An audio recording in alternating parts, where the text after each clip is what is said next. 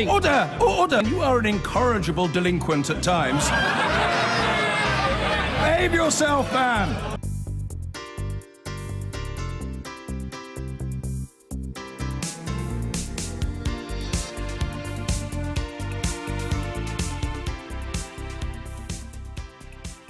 President Trump has tonight likened the rise in knife crime in London to a war zone. In a speech that is sure to reignite the war of words between him and the capital's Mayor Sadiq Khan, he told members of the NRA gun lobby he had read about a prestigious hospital in the capital saying they don't have guns, they have knives, and instead there's blood all over the floors. But it wasn't just the UK he had a go at. He also criticised France, blaming their gun laws for the terror attacks there. After a tumultuous week in Washington, Donald Trump flew today to the friendliest crowd that exists for his brand of raw politics. The 45th President of the United States of America, Donald Trump. And while addressing the National Rifle Association and reassuring its members of his commitment to their gun rights, he turned to the situation in London as it battles increasing knife crime. Remember, this is the city he will be visiting in just 2 months. I recently read a story that in London, which has unbelievably tough gun laws, a once very prestigious hospital, right in the middle, is like a war zone for horrible stabbing wounds. Yes, that's right. They don't have guns. They have knives. And instead, there's blood all over the floors of this hospital. They say it's as bad as a military war zone hospital. Knives, knives, knives. London hasn't been used to that. They're getting used to it. It's pretty tough. And then he turned to Paris and the tragic events of November 2015. When there were coordinated terrorist attacks on targets there, including on the Bataclan Theatre. Trump using the death of 130 people as an argument against the tightening of gun laws. They were brutally killed by a small group of terrorists that had guns. They took their time and gunned them down one by one. Boom! Come over here. Boom! Come over here. Boom! But if one employee or just one patron had a gun, or if one person in this room had been there with a gun, aimed at the opposite direction, the terrorists would have fled or been shot. And it would have been a whole different story. I mean, right? Using London and Paris as arguments for his pro-gun agenda will strike many as offensive. Not least because there have been 414 mass shootings in America since he became president, including the attacks in Las Vegas and on the Parkland School in Florida. And after the Toronto vehicle attack last month, he mockingly made this suggestion tonight. We are going to have to outlaw immediately all vans and all trucks, which are now the new form of death for the maniac terrorists, right? They take a truck and they run over 8 people and wound 16, like what happened in New York and what just happened. It's happening all over. So let's ban immediately all trucks, all vans, maybe all cars. How about cars? Let's not sell any more cars. Not bad. Trump was, of course, there addressing a wildly partisan and pro-gun audience. But French and British politicians are unlikely to be impressed by the implication of what he was saying, that US-style gun laws would help tackle crime and terrorism on the streets of Europe. Robert Moore, News at 10, Washington. Our political correspondent Carl Dinnan is here with me now. Let's concentrate on one British politician then, the Mayor Sadiq Khan. Look, we know these two have clashed before. Is he likely to take the bait this time? No, tonight Sadiq Khan isn't commenting on this, perhaps wisely, although, as you say, they have clashed in the past. Donald Trump was critical of the London mayor after the London Bridge attacks, and Sadiq Khan has said of Donald Trump that Londoners have made it clear Donald Trump is not welcome here. But of course, Donald Trump is coming here. He's coming here in a couple of months on the 13th of July. Protests are already expected, and I don't think what he said today will do anything to calm that situation down. Look, President Trump tonight has described a London hospital as a military war zone. Where do we think he's got this from? There is speculation that he may have picked this up from a right-wing website that has been carrying comments made by a surgeon at Bart's NHS Trust last month, who said that some of his military colleagues have described the practice here as similar to Camp Bastion in Afghanistan. So there is some foundation. He hasn't just made it up. And of course, we know that violent crime and the murder rate in the capital is running high at the moment. At one point, it was as high as the murder rate in New York. Although it's got to be said, the London murder rate per head of population isn't always even the highest in the UK. So it'd be wrong to typify it as being in some way out of control. It's high at the moment. But I think that there is no serious politician that I've ever heard that would agree with Donald Trump's implication, which is that somehow adding guns into the mix would in any way make the situation better. Carlton, thank you very much. Thank you. Donald Trump has fanned the flames ahead of his UK visit by once again taking a swipe at London. Speaking to an audience of gun owners in the US, he said he'd heard about one of the capital's hospitals looking like a war zone because of knives. But that prompted an angry response. A top surgeon said it was ridiculous to suggest guns are the answer to the rise in knife crime. Our political correspondent Romilly Weeks has the latest.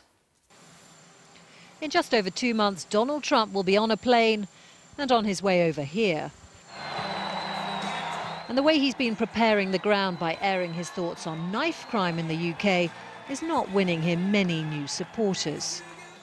A once very prestigious hospital, right in the middle, is like a war zone for horrible stabbing wounds.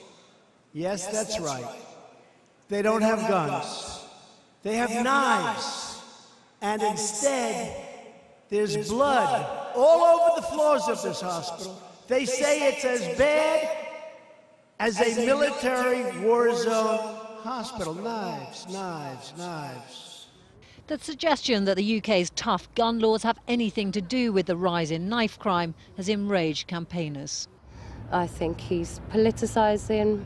I think he's the master at distraction, and I really think that in comparison to the USA and the UK, the violence here pales in significance to the violence in America.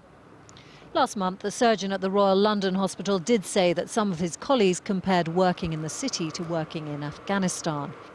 It's not clear if that's what inspired the president's tirade, but today the surgeon responded on Twitter with this picture suggesting his point might have eluded Mr. Trump and saying, "Happy to invite Mr. Trump to my prestigious hospital to meet with our mayor and police commissioner to discuss our successes in violence reduction in London."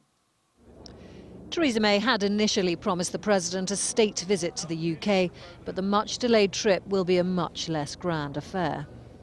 Britain must greet President Trump as a friend. We may not like what he says necessarily or agree with every word he utters, but he is the President of the United States, and Britain and America are friends. We must continue to have a very close and special relationship. The president looked pretty pleased with his reception at the National Rifle Association. He's likely to find the welcome in the UK rather more challenging. So, Romilly, how will the government react to this, do you think? By trying to pretend it hasn't happened, I suspect. We've spoken to the Home Office, the Foreign Office and the Mayor of London's office today, and they're all choosing not to engage or even correct the president's comments. The government is engaged in a pretty delicate diplomatic dance with President Trump at the moment. The Foreign Secretary is actually heading to Washington tomorrow to try and persuade America not to pull out of the Iran nuclear deal. The government's calculation will be a geopolitical one that in so many ways we still need to keep the US on side.